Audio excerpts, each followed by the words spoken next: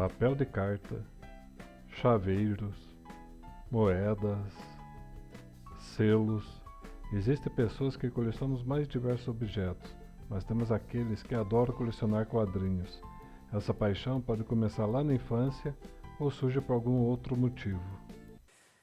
A minha paixão pelos quadrinhos começou desde o berço, que eu tinha ganhado uma vez uma edição da Pantera Cor-de-Rosa, meu primeiro quadrinho, da minha irmã, e depois dali eu fui ganhando mais quadrinhos dela e a paixão foi só aumentando. Daí comecei a coleção a partir dali. No período da pandemia eu voltei, né, o hábito da leitura de quadrinhos, assim, fortemente. Antes eu estava bem num processo, assim, de muito trabalho, eu só parava para ler de vez em quando. E aí também nesse período da pandemia eu comecei a escrever histórias em quadrinhos, né? Fiz desenhos, eu mandava para meus amigos, perguntava para eles se eles achavam, o que eles achavam e tal. E aí, nesse período, eu comecei a comprar os quadrinhos que eram mais importantes para mim. A maioria deles, como V de Vingança, o Watchmen, eu assisti o filme e o filme me induziu a ler o quadrinho. Então, foi nesse período de 2020 para cá que eu comecei a ficar muito forte mesmo na coleção de quadrinhos. Coleciono Disney e coisas relacionadas à ficção, à literatura, adaptações literárias, quadrinhos de terror. Sempre gostei de ler, então qualquer pequena coisa para leitura me chama atenção. E os quadrinhos veio com a Disney, por ser minha paixão, e depois o primeiro quadrinho que eu tive contato assim, mais adulto foi o Spawn, que também me encantou por ter uma temática diferente, e foi assim aos pouquinhos. Entrar numa banca para encontrar seu título favorito ou ir até um sebo tentar encontrar o número que falta para sua coleção desperta um prazer que só o colecionador entende.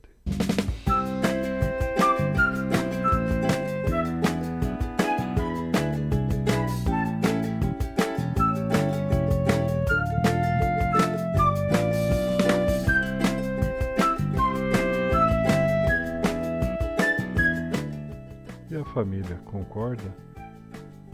Olha, no começo era normal, né? Quando eu tinha algumas centenas de quadrinhos, né? A partir da hora que virou milhares, daí acho que só minha esposa que aguenta a coleção, né? O resto familiar fala, pra que tanto? Meus pais sempre incentivaram muito a leitura, independente do que fosse. Se fosse quadrinho ou livros, então para eles é muito bacana. E daí eu casei com alguém que gosta também, então por enquanto tá tranquilo.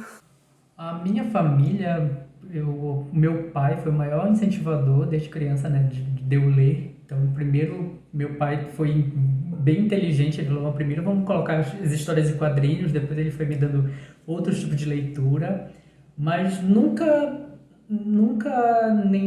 foi censurado por ninguém na minha família, eles sempre gostaram. Minha mãe não lê, mas ela já viu todos os filmes de quadrinho, eu já assisti junto com a minha mãe, com meu pai também. Meu pai gravava VHS pra mim. E hoje em dia, né, meu pai fala que ele fala assim, olha, não vai te viciar, porque quando a gente se vicia, a gente precisa ter dinheiro para sustentar o vício. E falando em dinheiro, você comete loucuras para adquirir um exemplar?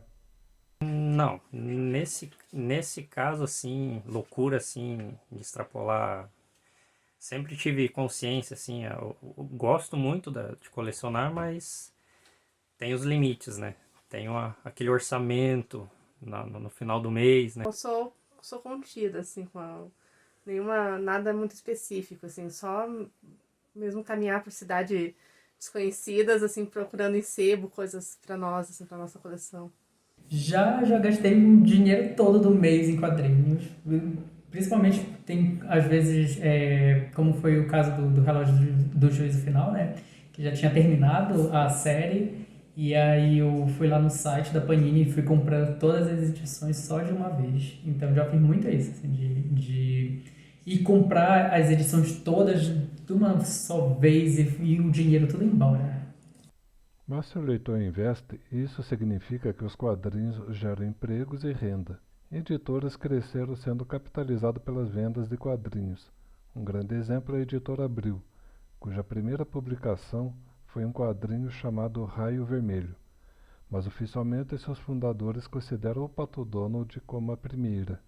O colecionador negocia seus quadrinhos? Negocio meus quadrinhos quando eu consigo outro em situação melhor, né? Daí eu acabo substituindo. Ou aqueles separados que eu já tenho já para negócio, como eu já trabalho, digamos, como segunda opção de negócio, assim, né? Desde 2013 que eu comecei a revender quadrinhos, mas os meus da coleção mesmo eu não me desfaço. Só em último caso, assim, quando eu acho um outro para substituir. Seus quadrinhos já foram considerados coisas de criança, hoje é bem diferente. O jornalismo também usufrui da arte sequencial para contar suas histórias. Maus, Palestina e Quatro Mortos em O Rio são exemplos de ótimas reportagens contadas através da nona arte. Essa paixão acompanhará o leitor por toda a vida.